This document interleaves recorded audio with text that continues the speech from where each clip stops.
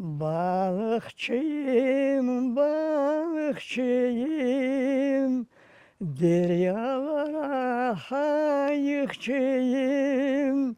Belkim bugün, belkim yarın, Ağdağlar kefinimdir.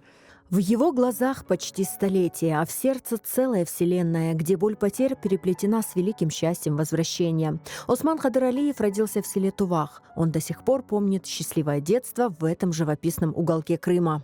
Tuhaf koyu yüzüm bağlar vardı, bakışlar vardı. Hani öyle şeyden uğraştı. Tutun. Aslında onu tutun. Gece gündüz yoklamazdır. Midelik der, ya bunu gece kaldırmaya adam yok da. Anam beraberden alıktırdı, yoklattırdı. Arabanın üstüne at araba. Uf oğlumun.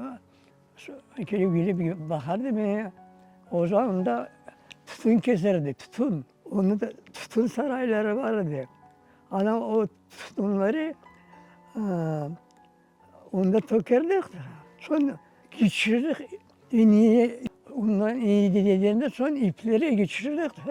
Ondan 7 mililitreler çekip onu horoturduk. Saklançık oynardık, haçma oynardık.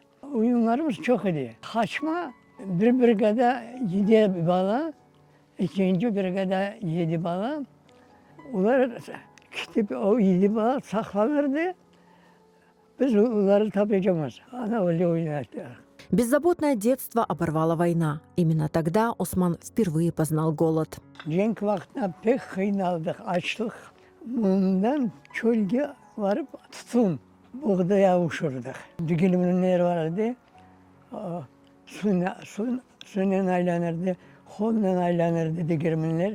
Un çıkıp onları öyle gün koyardık. 1944 год. Ему всего 16. Возраст надежд и первых чувств. Но вместо этого то страшное утро 18 мая. Солдаты, винтовки, вагоны для скота. Семья из 4 человек, родители, старшая сестра и Осман навсегда оставила порог родного дома, уходя в неизвестность. Soldatlar bütün yeri 5 soldat girip adamlara çıkarırdı. Bir meydana alırlardı. Ya kimse yalan ya kimse arabasında giymeyi içtirmedi. İtiler bizi iditi deyip bizi tuttar. Son bize maşına geldi. Bizi gelir yükleye maşinalarının üstüne. Hepsini kakne gibi yok. Samasaval maşinaları diye. Bizi bundan Senferopol'e aldı gittiler. Senferopol'e varan son bizi vagona yüklediler. Vagonlara toktasam biz ballar çapkalıp aşama bir şey kıdırdık. Ne tapsak ne derdik. Açmaz, hepsi ama aç. Bize bir şey vermezler. Onu aldı, sütka yürüdük. Anam vagon troyunlukta, bende yok. Abdürat yıkılan vagonun aslında o ağaçı anamın üstüne verdi. 2 sütka neydi? Kızcağına cahilde bile daha. Benim kolçağımı tutardı, Osman çağımı. Özbek'in koylarında, anam da bir sütka yaşadı, son öldü anamı. Дорога в Узбекистан стала дорогой смерти. В первые дни ссылки Осман потерял не только мать, но и отца. Голод и болезни не щадили никого.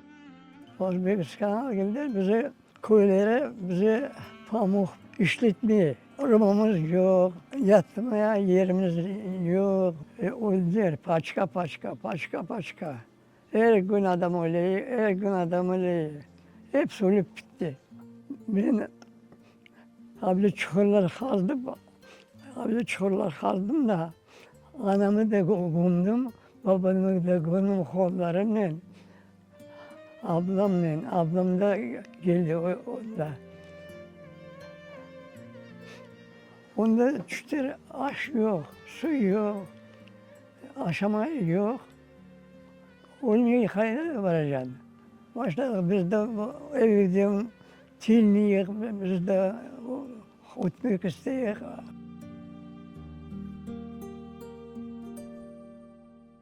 Жестокие удары судьбы не смогли сломить в нем веры в светлое будущее. В 20 лет он встретил свою Сыдыху. Она стала его опорой, его дыханием. Вместе они прожили 75 счастливых лет. Воспитывая детей в изгнании, они жили с мыслью: мы вернемся в Тувах. Kırımı, o zaman koyunu hayda bir şey, ağaççık var. Hepsini bilirdim. В 1991 году Осман Карбаба вернулся на родину. В родном Тувахе он своими руками построил дом, в который привез всю свою семью. Его любимой супруги уже несколько лет нет рядом, но он до сих пор плачет и целует ее фотографию, вспоминая каждый прожитый с ней день. Продолжение их любви он видит в своих детях, внуках и правнуках. Canım istediğini hepsini yaptım. Anladın? Ballarım o kadar ballarım var. Torunlarım var ne kadar. Gelip ana vatanına buna bu iyi yaptım buna. İyi yaptım. O iyi yaptım. Da bundan şaşırdım olur.